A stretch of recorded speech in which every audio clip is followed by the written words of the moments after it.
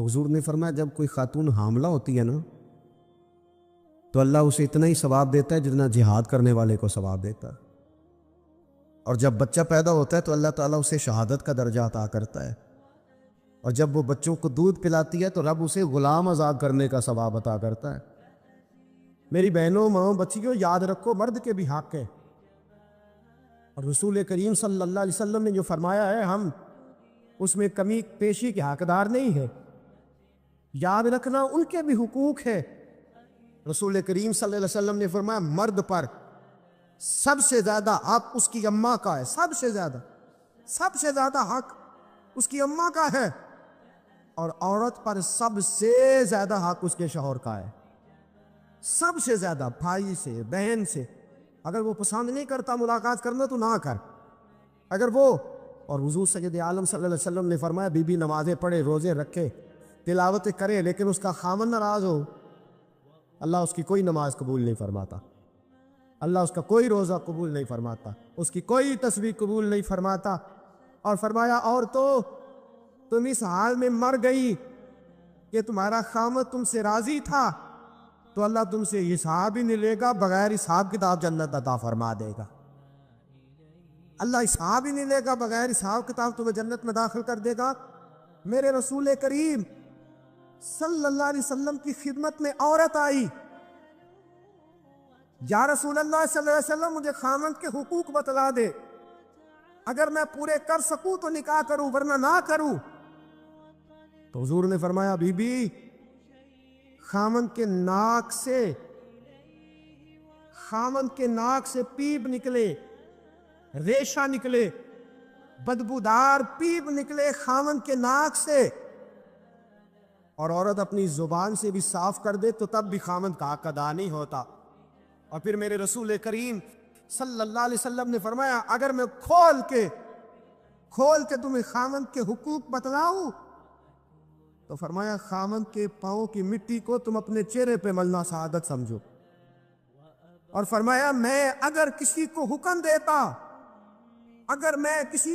دیتا کہ خدا کے علاوہ کسی کو سجدہ کرے تو میں عورتوں کو حکم دیتا کہ اپنے خامند کو سجدہ کرو۔ اگر میں یہ نہیں فرمایا نبی کو سجدہ کرو، یہ نہیں فرمایا پیغمبر کو کرو، ولی کو کرو، غوث، کتب، ابدال، عالم، فاضل، شیخ، مفتی، نہ، فرمایا میں عورت کو حکم دیتا کہ اپنے خامند کو اپنے لیے مسجود بنا لے۔ میرے عزیزو یاد رکھیے گا اتنا بڑا حق، اتنا بڑا، اور یاد رکھیں یہ مطالبے صرف بی بی سے نہ کیا کریں کہ تو میرا یہ بات بیٹی کو سکھائیں، یہ بہن کو سکھائیں۔ ہم لاڈ کر کے ماتھا چوم کے چیزیں دے کے ہم یہ کہتے ہیں تو بڑے لاڈوں سے پلی ہوئی ہے۔ یاد رکھیے گا میرے دوستوں اس کو سکھاؤ، عورت اگر تکلیف میں وقت گزارنا سیکھ گئی تو بات بن گئی، وہ اگر برداشت کرنا سیکھ گئی تو بات بن گئی۔ اور یاد رکھے میرے اعلیٰ حضرت نے فرمایا جس بیوی میں قوت برداشت پیدا ہوگی اللہ اس کی دنیا بھی اس کے لیے وسیع کر دے گا، آخرت میں بھی جنت میں مکان بڑا ہی عطا فرمائے گا، دنیا بھی وسیع کر دے گا اس کے لیے، بس وسیع کر دے گا دنیا۔ فرمایا اگر اس کا خامد اس کے ساتھ اچھا سلوک نہیں کرے گا تو اولاد ضرور اچھا سلوک کرے گی، اولاد ضرور اچھا سلوک کرے گی، تو بی اپنے خامد کا حق ادا کرے۔ میرے رسول کریم صلی اللہ تعالی علیہ وسلم نے فرمایا خامد اگر بلائے اور بیوی کی روٹیاں تنور میں جل رہی ہوں تو چھوڑ دے، پہلے خامد کی بات سنے۔ فرمایا خامد اپنے بستر پہ بلائے اور اگر بیوی نے آنے سے انکار کر دیا اور بیوی نہ آئی، ساری رات فرشتے اس عورت پر لعنتیں برساتے رہیں گے، ساری رات لعنتیں برسائیں گے فرشتے۔ اور فرمایا لعنتی ہے وہ عورت جو اپنے خامد کی عیب ڈھونڈ کے دوسروں کو بتلاتی ہے، ڈھونڈ کے کہتی ہے یہ بھی کرتا ہے، یہ بھی کرتا ہے، یہ بھی کرتا ہے، یہ بھی کرتا ہے۔ فرمایا ملعون ہے جو ڈھونڈ کے عیب بتلاتی ہے۔ میرے رسول پاک علیہ السلام نے فرمایا دنیا ایک دولت ہے اور دنیا کی بہترین دولت ایک نیک بیوی ہے۔ اگر تجھے نیک عورت مل گئی تو یاد رکھنا پھر تیرے لیے سب سے بہترین متاع تیرے ہاتھ آ گئی۔ عورت یاد رکھے اس کی جنت اس کے، وہ کہتے ہیں نا بیٹے کی جنت ماں کے قدموں کے نیچے، اور عورت کی جنت یہ جس طرح ماں پہ پابندی نہیں نا کہ ماں نمازی ہو تو جنت قدموں کے نیچے ہے، ماں حافظہ ہی ہو تو جنت نیچے ہے، ماں ہمیشہ نیک ہو تب بھی، ماں کسی طرح کی بھی ہو، لیکن بیٹوں کی جنت ماں کے قدموں کے نیچے ہی ہوتی ہے۔ تو بیوی یاد رکھ، شوہر تیرا کسی طرح کا بھی ہو، تیری جنت شوہر کے قدموں سے ہی وابستہ ہے، تیری جنت اسی۔ اور پھر پڑھے لکھے ہونے کا مطلب یہ کوئی نہیں کہ میں طلاق لے لوں اور میں جناب میں نے BA کیا ہوگا، میں روٹی پکا کے کھا سکتی ہوں، مجھے تیری ضرورت نہیں، میرا بھائی بڑا رئیس ہے، میرے ابا جی کے بعد بڑے پیسے ہیں، مجھے کما کے دے لیں گے۔ یاد رکھ، پڑھا لکھا اس کو نہیں کہتے جو باتیں زیادہ کر لے، پڑھا لکھا اس کو نہیں کہتے جو مقابلہ زیادہ کر لے، پڑھا لکھا اس کو نہیں کہتے جو جواب کے اندر تنقید زیادہ کر لے۔ پڑھا لکھا وہ ہوتا ہے جس کا حوصلہ پڑھا لکھا ہوتا ہے۔ پڑھی لکھی بیوی وہ ہوتی ہے جو فرما بردار زیادہ ہوتی ہے، پڑھی لکھی وہ ہوتی ہے جو آداب سے زیادہ آگاہ ہوتی ہے، پڑھی لکھی عورت وہ ہوتی ہے جو خامد کی عزت زیادہ کرتی۔ میرے رسول پاک صلی اللہ تعالیٰ علیہ وسلم نے فرمایا میں نے دوزخ میں عورتوں کو زیادہ دیکھا ہے۔ حضور کیوں؟ فرمایا ایک تو اللہ کی ناشکری کرتی ہے، بات بات پہ رو پڑنا، بیویوں نے بات بات، یہ کوئی نہیں وہ کوئی نہیں، ایسا نہیں۔ اگر میری بہنیں ناراض نہ ہو جائے، مائیں ناراض نہ ہو جائے تو مجھے ویسے تلاش ہے اس بیوی کی جو سکھی ہو۔ اگر اس کو اپنے گھر میں سارا سکھ ہے نا تو اس کو بھائیوں کا دکھ شروع ہو جائے گا۔ میرا وہ جو 9 بھائی ہیں نا، میرے نام ایک ہی اولاد کوئی نہیں، لہذا میں بڑی دکھی ہوں۔ بھئی آٹھ کی ہے تو کچھ ہی کر لے، تو نہ رو۔ کہتی ہے باقی تو سارے ٹھیک ہے، 11 بہنیں ہیں، وہ جو 11ویں ہے نا اس کا خامد اچھا نہیں، بھی تو نہ اپنے گھر میں رونا ڈال۔ روتی رہتی ہے، ناشکری کرتی رہتی ہے، ہر وقت ناشکری، کچھ نہیں کچھ نہیں کچھ نہیں۔ اور بخاری کے لفظ ہے، بیبیوں یاد رکھنا، یہ حضور کا فرمان پیش کرنے لگا بخاری کے، فرمایا ساری عمر خامد اپنی بیوی کے ساتھ اس نے سلوک کرے، ایک دن سلوک نہ کر سکے تو کہتی ہے جب سے تیرے گھر آئی ہوں میں نے تو سکھ پایا ہی کوئی نہیں۔ یہ بخاری ہے۔ فرمایا ساری زندگی احسانات کر، تو ایک دن نہیں نہ دیتا تو کہتی ہے وہ فلانی بڑی سکھی ہے، وہ فلانی بڑی اچھی ہے، فلانی۔ اور نبی پاک صلی اللہ علیہ وسلم نے فرمایا وہ عورت بڑی بدبخت ہے کہ جو اپنے خامند کے سامنے دوسرے مردوں کی فضیلت بیان کرتی ہے، کہتی ہے وہ دیکھے نا میرا جیٹ، میرا دیور، میرا فلانا بہنوئی وہ کتنا اچھا ہے۔ فرمایا جو دوسروں کی خوبیاں اپنے شوہر کے سامنے بیان کر کے اپنے شوہر کی گردن جھکاتی ہے بڑی بدبخت ہے، بڑی بری حرکتیں کر رہی ہے۔ عزیز دوستو یاد رکھیے گا، بیویاں یہ ساری باتیں ہم نے سکھانی ہے، یہ ساری چیزیں ہم نے عورتوں کو بتلانی ہے، یہ سارے کام کاج ہم نے عورتوں کو سکھانے۔ میرے رسول پاک صلی اللہ تعالیٰ علیہ وسلم نے فرمایا اچھی بیوی وہ ہوتی ہے جو نیکی میں مددگار ثابت ہوتی ہے۔ اچھی بیوی کون ہوتی ہے؟ جو نیکی میں حضور نے ایک دعا دی، نبی پاک کی دعا لینی ہے، چاہیے دعا حضور کی، دعا حضور دینے لگے۔ اللہ کرے ہم سب یہ دعا حاصل کرنے والے بن جائیں۔ حضور نے فرمایا یا اللہ میرے اس امتی پر رحم فرما جو سویرے اپنی بیوی کو نماز کے لیے جگاتا ہے، اور اگر نہیں اٹھتی تو اس کے چہرے پر پانی چھڑک دیتا ہے۔ بخاری مسلم۔ فرمایا اے اللہ اس بیوی پر رحم فرما جو سویرے اپنے خامند کو نماز کے لیے جگاتی ہے، سویرے اپنے خامند کو نماز کے لیے جگاتی ہے، اور اگر نہیں اٹھتا تو اس کے چہرے پہ پانی چھڑک دیتی ہے، لیکن کہتی ہے اٹھیے۔ فرمایا یہ صالح عورت کی علامت ہے۔ اور پھر اپنے گھر کا خیال رکھے۔ حضرت سیدنا صدیق اکبر رضی اللہ تعالی عنہ کی صاحبزادی حضرت اسماء بنت ابی بکر صدیق، حضرت زبیر بن عوام، یہ رسول پاک صلی اللہ علیہ وسلم کے پھپھی زاد بھائی ہیں، اور نبی پاک نے ان کو جنت کی خوشخبری دی 10 مبشرہ صحابہ میں سے۔ حضرت زبیر بن عوام رضی اللہ تعالیٰ عنہ، حضرت زبیر بن عوام کے ساتھ حضرت صدیق اکبر رضی اللہ تعالیٰ عنہ کی بڑی صاحبزادی حضرت اسماء بنت ابی بکر صدیق کا نکاح ہوا تھا۔ حضرت اسماء کہتی ہیں میں اپنے باپ کے گھر سے گئی، سیدنا صدیق اکبر کو اللہ نے بڑا مال دیا ہوا تھا، بڑی دولت تھی، نوکر چاکر تھے، بڑا کچھ تھا۔ فرماتی ہیں لیکن جب میں اپنے شوہر کے گھر گئی کوئی کام کاج کرنے والا نہیں، کوئی مدد کرنے والا نہیں۔ فرماتے ایک گھوڑا ایک اونٹ میرے شوہر کا، فرماتی ہیں گھوڑے کے لیے گھاس بھی میں لاتی اور کھجوروں کی گٹھلیاں چن کے لاتی، چکی میں لا کے پیستی اور اونٹ کے لیے غذا تیار کرتی۔ فرماتی ہیں میں سارے گھر کا کام کاج کرتی، اور حد میری فرما برداری کی یہ تھی کہ باہر ایک آدمی سودا بیچنے آیا اور مجھ سے کہنے لگا تو اجازت دے تو تیرے دیوار کے سائے میں کام کاج اتنا کرتی ہوں کہ اپنے شوہر کے جانوروں تک کی دیکھ بھال کرتی ہوں۔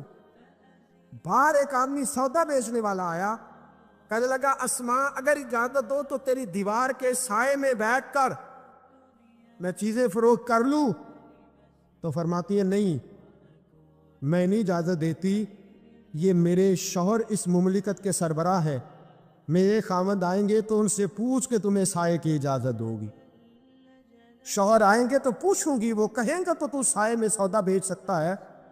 حضرت اسماء بنت ابی بکر کہتے ہیں شکوہ کوئی نہیں، گیلا کوئی نہیں، کوئی کسی قسم کی بات نہیں، ہاتھوں پہ چھالے پڑ گئے۔ فرماتی ہے کام کر کر کے میں تھک گئی، وقت سے پہلے بوڑھی ہونے لگی، میرے ابا جی نے حضرت صدیق اکبر رضی اللہ تعالیٰ عنہ نے ایک غلام بھیجا، ایک خادم بھیجا کہ میری بیٹی تھک گئی ہے کام کر کر کے۔ فرماتی ہے ڈائریکٹ نہیں بھیجا، حضور کی خدمت میں عرض کیا کہ یا رسول اللہ اگر آپ مہربانی فرمائیں تو زبار سے کہہ دے میری بیٹی ہے وہ تھک گئی ہے، میں ایک نوکر دے دیتا ہوں کام میں ہاتھ بٹائے گا۔ فرماتی ہیں جناب صدیق اکبر نے حضور سے کہا رسول کریم نے میرے گھر میں وہ ملازم بھیجا تو میں نے اپنے آپ کو آزاد سمجھنا شروع کیا۔ دوستو، ماؤں بہنوں بچیوں، یاد رکھو تم بڑی شہزادیاں ہو۔ وہ کسی دانشور کا کال دیکھ رہا تھا، وہ کہہ رہا تھا کہ کوئی عورت اپنے شوہر کے گھر میں ملکہ نہ بھی ہو تو اپنے باپ کے گھر میں شہزادی تو ضروری ہوا کرتی ہے، اپنے شوہر کے گھر میں ملکہ نہ بھی بن سکے تو اپنے باپ کی شہزادی ضرور ہوتی ہے، لیکن کونین کی شہزادی کا نام حضرت فاطمہ الزہرا ہے۔ سیدہ فاطمہ الزہرا رضی اللہ تعالیٰ عنہا چکی پیستی ہے، حضرت فاطمہ اور میرے دوستو جتنے بھی گھر کے کام بی بی کر لے، کبھی چھالے دیکھیں آپ نے کسی کے ہاتھوں میں؟ شہزادی کونین کے ہاتھوں میں چھالے ہوتے تھے۔ علامہ صبوری نے لکھا ہے اتنی پریشانی کا عالم ہے، غربت ہے، شہزادی کونین یہ دو جہاں کے شاہ ہے، پاس کچھ رکھتے نہیں، دو جہاں کی نعمتیں ہیں ان کے خالی ہاتھ میں۔ ایک دن حضرت علی سے شکوہ کوئی نہیں کہ آپ خرچہ نہیں دیتی، کہنے لگی مجھے پتا ہے آپ کے پاس وسائل زیادہ نہیں، اگر چرخہ لا دے، حضرت فاطمہ فرماتی ہے چرخہ لا دے تو میں سوت بنا کے آپ کا ہاتھ نہ بٹا دوں، میں آپ کا چکی پہلے پیستی ہیں، آٹا پہلے گوندتی ہیں گھر میں۔ علامہ صبوری نے لکھا ہے کہنے لگی چرخہ لا دے، حضور چرخہ لے کے آئے، حضرت علی چرخہ لائے، سیدہ فاطمہ نے چرخہ بھی چلانا شروع کر دیا، چکی پیس کے، بچے پال کے، آٹا گوند کے، سارے کام کر کے، ساتھ چرخہ بھی۔ 6 دینار کا سود پہلی دفعہ بکا، توجہ ہے آپ کی؟ 6 دینار پہلی دفعہ بکا۔ فرماتی ہیں ایک لسٹ دی حضرت فاطمہ نے، کالی یہ 6 دینار لے جاؤ اور بازار سے یہ سودے لا دو۔ حضرت علی المرتضیٰ شیر خدا فرماتے بازار گیا تو سامنے سے مجھے ایک شخص ملا، وہ مانگ رہا ہے، بھیک مانگ رہا ہے، میرے پاس آیا، کہنے لگا علی کچھ دینا۔ میں نے کہا کیا چاہیے؟ کہنے لگا 6 دینار۔ کتنے؟ فرماتے ہیں الہی ماجرا کیا ہے؟ جیب میں ہاتھ ڈالا، یہ مصطفیٰ کا گھرانہ ہے، یہ رسول اللہ کا گھرانہ ہے، اور تیری نسل پاک میں ہے بچہ بچہ نور کا، تو ہے نے نور تیرا، سب گھرانہ ہی نور کا۔ رسول پاک کے داماد مقتدر نے جیب میں ہاتھ ڈالا، 6 دینار دے دیے۔ فرماتے ہیں دل میں خیال آیا کہ گھر جا کے فاطمہ کو کیا جواب دینا، اس نے تو محنت کر کے کمائے تھے۔ فرماتے ہیں میں نے رخ پھیرا تو ایک آدمی بھاگا بھاگا آ رہا ہے، کہنے لگا انت علی، آپ علی ہیں؟ میں نے کہا ہاں میں علی ہوں۔ نام من انت، تو کون ہے؟ کہتے میں بازار نہیں جانتا، تو کون ہے؟ کہنے لگا یہ چھوڑیے، آپ نہیں جانتے، میں تو آپ کو جانتا ہوں۔ آپ کو سارا زمانہ دیواریں ہلتی رہتی ہیں اور در کانپ جاتا ہے، علی کا نام سن کے اب بھی خیبر کانپ جاتا ہے۔ فرمایا میں تو آپ کو جانتا ہوں نا۔ کہا کیا بات ہے؟ کہنے لگا مجھے سفر پہ جانا پڑا، یہ اونٹ بیچنا ہے، خریدیں گے؟ کتنے کا؟ کہنے لگا 100 دینار۔ فرمایا میرے پاس تو پیسے نہیں۔ کہنے لگا جب ہوں گے دے دینا۔ جب حضرت علی کہتے ہیں میں نے اس سے لگام پکڑی، وہ چلا گیا، میں نے رخ پھیرا ہی تھا، ایک بندہ آگے کہنے لگا جی اونٹ بیچیں گے؟ اونٹ بیچیں گے؟ میں نے کہا بیچنا ہے، کیا دو گے؟ کہنے لگا آگے گیا، پیچھے گیا، اونٹ کے دائیں گیا، بائیں گیا، کیا لیں گے؟ میں نے کہا آپ بتائیے۔ کہنے لگا جی 160 دینار۔ خریدا کتنے کا؟ اور ادھار بیچا کتنے کا؟ اور نگد؟ فرماتے ہیں میں نے اس کو دیا، 160 دینار لیے۔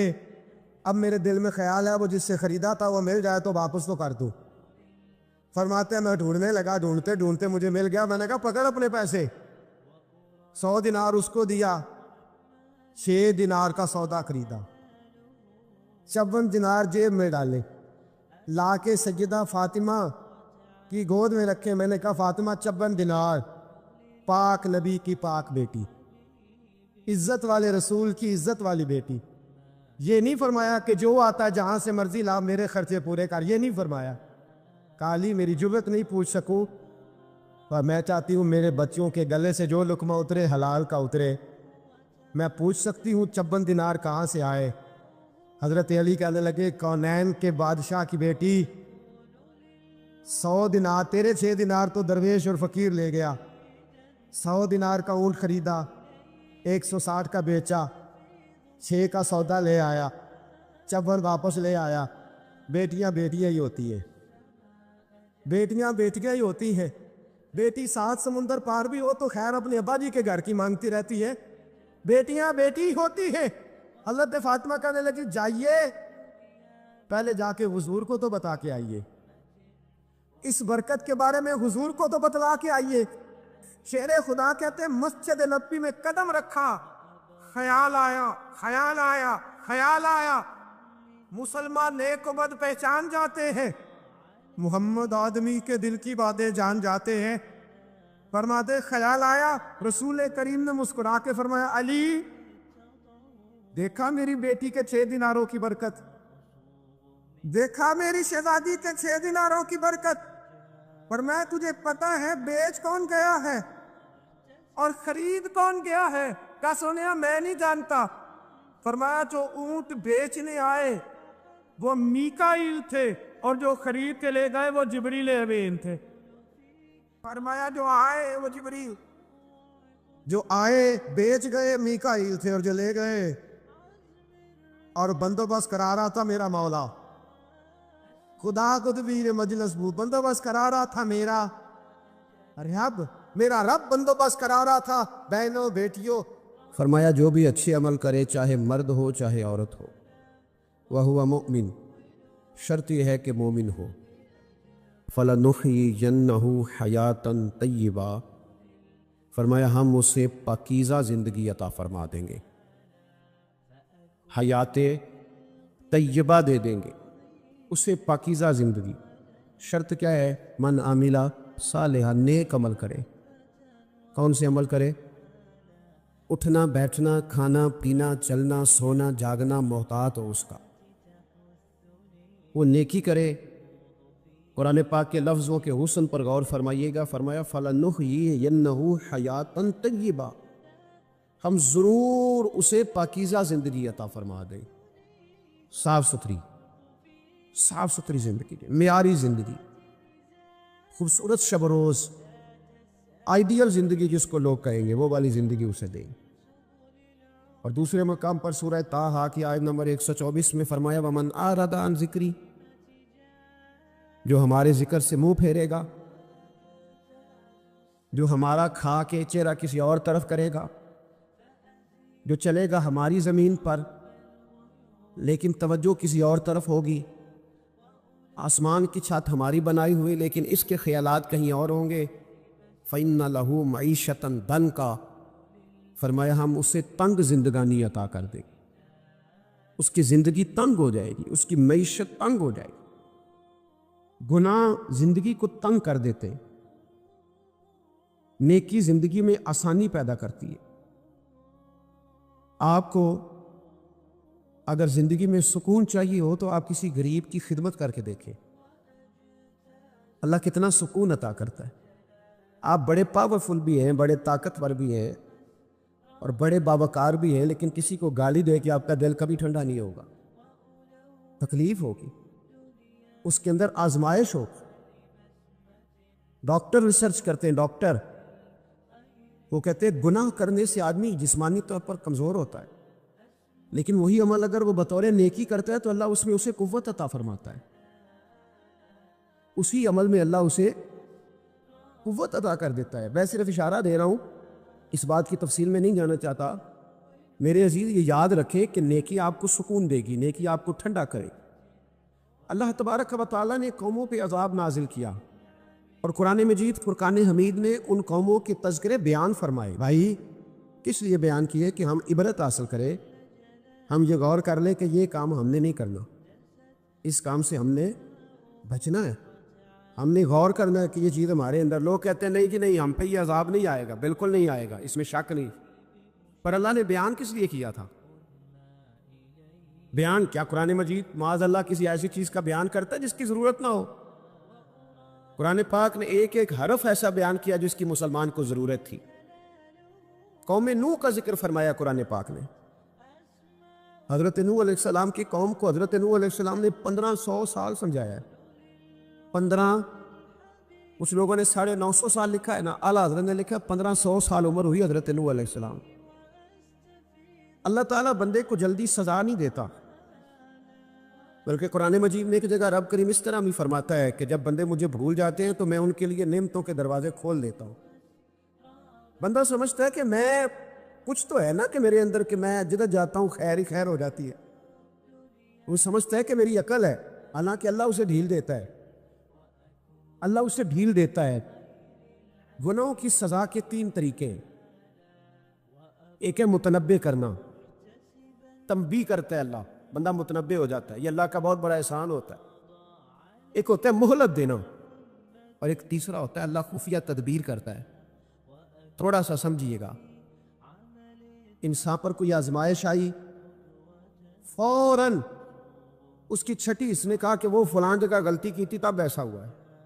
ہوتا ہے نا کئی دفعہ آواز آتی ہے نا اندر سے، چلیں بول دے کچھ نہیں ہوتا آپ کو، اللہ جانتا ہے یہاں کوئی کچھ نہیں کہے گا آپ کو، اور ہماری تو ویڈیو بھی نہیں گھومتی، یعنی خبر بھی نہیں ہو کہ کس نے ہاں کر دی کس نے نہ کر دی۔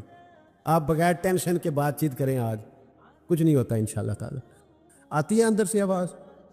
میں آپ سے اس لیے ان چیزوں کی تصدیق کراتا ہوں کہ باقیوں کو بھی آتی ہے کہ نہیں، اس لیے تصدیق۔ کبھی کوئی کسی جگہ انسان پریشان ہوتا ہے تو محسوس کرتا ہے کہ وہاں مجھ سے ہوتا ہے نا جی، جس کو یہ نصیب ہو جائے بڑا خوش نصیب آدمی ہے۔ حضرت مولا علی فرماتے ہیں اگر تجھے دنیا میں سزا مل گئی تو بچ گیا ہے، سمجھ پھر اللہ کرم کرے گا، آخرت میں سزا نہیں دے گا۔ اور یہ یاد رکھ لے، وما اصابکم من مصیبت فبما کسبت ایدیکم ویعفو عن کثیر۔ اللہ فرماتے ہیں دنیا میں تجھے جو بھی تکلیف پہنچتی ہے وہ تیرے ہاتھوں کے کرتوتوں کی وجہ سے پہنچتی، ویعفو عن کثیر، فرمایا کثیر گناہ تو میں ویسے ہی معاف کر دیتا ہوں۔ یہ جو تیری زندگی میں دکھ ہے نا، یہ بھی میری قلیل سزائیں ہیں۔ یہ کثیر پر سزا، یہ قلیل ہے، قلیل یہ جو تمہاری زندگی میں تکلیفیں۔ انسان کو سزا ملتی۔ حضرت فضیل بن عیاض رحمۃ اللہ تعالیٰ علیہ گھوڑے پہ بیٹھے تھے، گھوڑا شرارت کرنے لگ گیا، اچھلنے لگ گیا، کودنے لگ گیا، تو حضرت فضیل بن عیاض نیچے اترے، ایک کونے میں جا کے نماز کی نیت باندھ لی، 2 رکعت نماز پڑھی، پھر دیر تک استغفار پڑھتے رہے، روتے رہے، دعا کرتے رہے، واپس آئے۔ خادم عرض کرنے لگے حضور سمجھ نہیں آئی، گھوڑے نے تھوڑی سی شرارت کی، وہ بدکا ہے، آپ نے اس کو چھوڑا ہے اور چھوڑ کر کے آپ نماز میں لگ گئے۔ تو حضرت فضیل بن عیاض فرمانے لگے جب بندہ اللہ کی نافرمانی کرتا ہے نا تو جو چیزیں اس کی فرما بردار ہوتی ہیں وہ اس کی نافرمانی کرنے لگ جاتی۔ تو مجھے محسوس ہوا تھا کہ میں نے کہیں اللہ کی نافرمانی کی ہے، اس لیے ایسا ہوا ہے کہ میرے گھوڑے نے میری، تو میں توبہ کرنے لگا ہوں، اور اب دیکھتا ہوں بیٹھ کے بھلا کیا ہوتا ہے۔ میں نے سچی توبہ، حالانکہ مجھے یاد نہیں کہ میں کہاں بولا، پر کھری اور سچی توبہ کی۔ دوبارہ گھوڑے پہ بیٹھے تو گھوڑا بالکل صحیح ہو کے ساتھ چلنے لگ گیا۔ میرے بھائی، جب یہ تنبیہ ہے اللہ کی طرف سے، یہ متنبہ کیا جاتا ہے کہ تو بعد آدھا بہت ساری جگہوں پہ انسان کو وقتی طور پر اگر سزا مل جائے۔ نبی پاک علیہ السلام کی خدمت میں ایک صحابی آئے، بات مضبوط کر دوں، واقعہ سنایا ہے نا، تو کچھ لوگ سمجھتے ہیں کہ یہ واقعہ ہے، تو میں ایک حدیث پاک امام بہقی کی لکھی ہوئی عرض کرتا ہوں۔ نبی پاک علیہ السلام کے ایک صحابی آئے اور ان کا سر پھٹا ہوا تھا، خون بہ رہا تھا۔ سرکار نے فرمایا کیا ہوا؟ عرض کی حضور ایک عورت جا رہی تھی، میری نظر پڑی، ابھی نظر پڑی ہے کہ میرے آگے ستون آ گیا تو میرے سر پہ لگ گیا ہے۔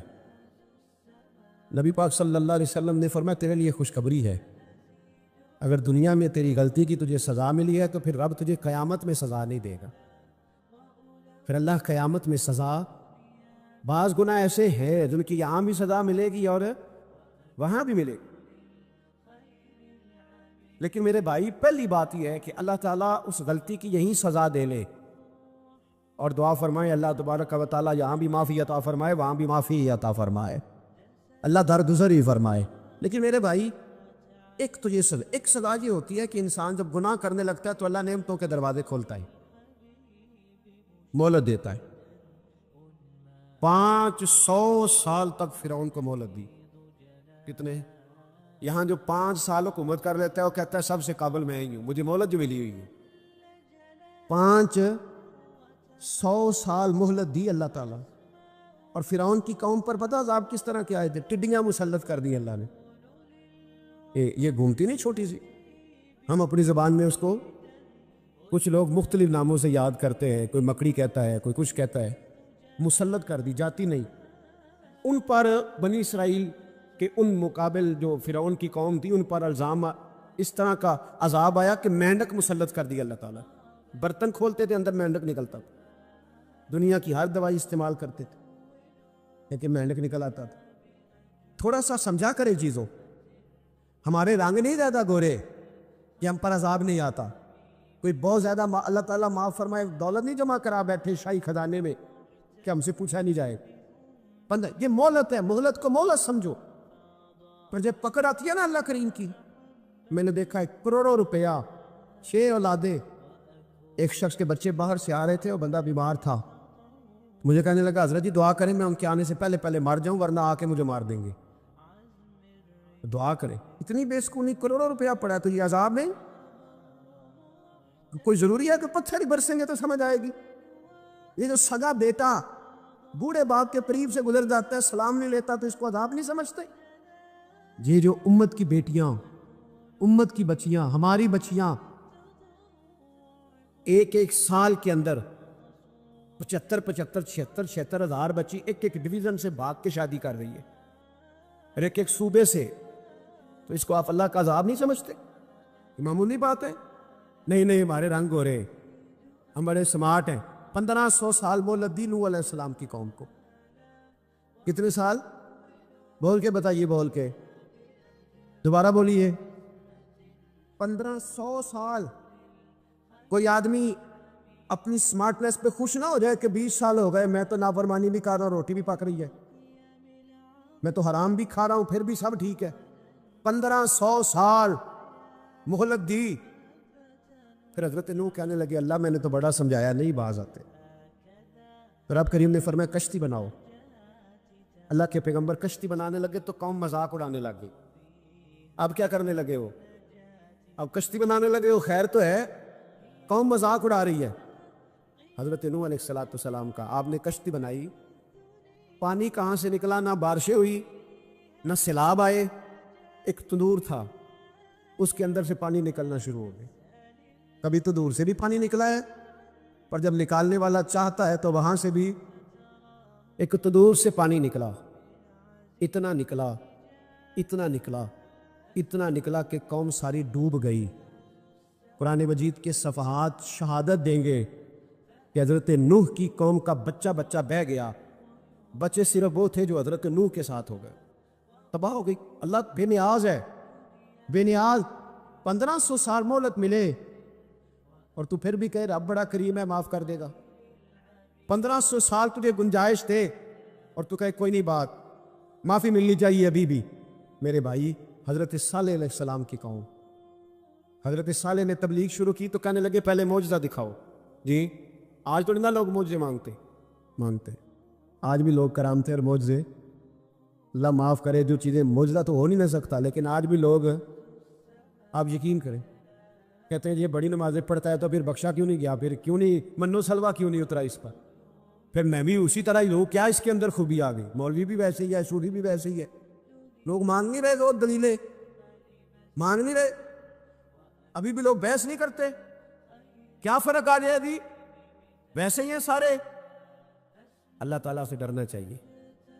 ہمیں سامنے والے کی طرف دیکھ کر صحیح ہونے کا حکم نہیں ہے, ہمیں اپنی اصلاح کا حکم ہے. اپنی طرف دیکھ کے اپنے آپ کو ٹھیک کرنے کا. الزام لگا کے گزر جانا, اس کا کوئی مطلب, سنو اور یاد رکھو.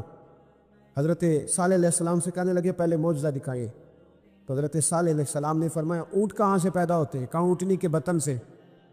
فرمایا آؤ میں تمہیں پہاڑ کے اندر سے اونٹنی پیدا کر کے دکھاتا ہوں. کہاں سے؟ پہاڑ کے اندر سے. حضرت نوح ساتھ لے کے گئے تو پہاڑ کے اندر سے اونٹنی نکلی, اور اونٹنی بھی گابن تھی, اس کے پیٹ میں بچہ, اور اونٹنی اتنا دودھ دیتی تھی کہ ساری بستی دودھ پی جاتی تھی, پھر بھی دودھ بچ جایا کرتا تھا. لیکن حضرت نوح علیہ السلام نے فرمایا اب تم نے دیکھ تو لیا یہ اسے, یہ جتنا دودھ دے گی روٹی بھی اتنی کھائے گی. ایک دن تم سارے پانی پیو گے, ایک دن یہ سارا پانی پیا کرے گی. ایک دن تم سارے باقی جانوروں کو گھاس کھلاؤ گے, ایک دن یہ اونٹنی, اور اونٹنی کا نام کیا؟ ناقۃ اللہ, اللہ کی اونٹنی. کس کی اونٹنی؟ نام کیا ہے؟ اللہ کی. یہ اللہ کی اونٹنی ہے. تو حضرت نوح علیہ السلام کی اونٹنی فرمایا اس کی بے ادبی نہ کرنا. باز نہیں آئے لوگ, باز نہیں آئے. کہنے لگا جی دودھ دینا تو ٹھیک ہے, پر یہ جو سارا پانی پی جاتی ہے نا, یہ صحیح نہیں. یہ جو ساری گھاس کھا جاتی ہے یہ نہیں تھی. دودھ دینا تو ٹھیک ہے پر یہ نہیں صحیح. آپ نے فرمایا اسے کچھ نہ کہنا, اللہ کی اونٹنی ہے. میں کہا کرتا ہوں ان لوگوں نے ناقۃ اللہ کی بے ادبی کی. حضرت نوح علیہ السلام کی اونٹنی کی ٹانگیں کاٹ دی, صالح علیہ السلام. اور دیکھو اللہ بڑا بے نیاز ہے, اگر پیدا کرنا جانتا ہے تو حفاظت کرنی نہیں جانتا. لیکن رب کریم نے فرمایا نہ کرنا. انہوں نے ان کے پیر کاٹ دیے, کانوں پہ چھریاں لگائیں. اونٹنی جب مر گئی, اونٹنی اللہ تبارک و تعالیٰ کی وہ اونٹنی جب مر گئی تو حضرت صالح علیہ السلام کی قوم پر رب کریم نے زلزلہ بھیجا. اذا زلزلت الارض زلزالہا, زلزلہ آیا, ساری قوم تباہ ہو گئی.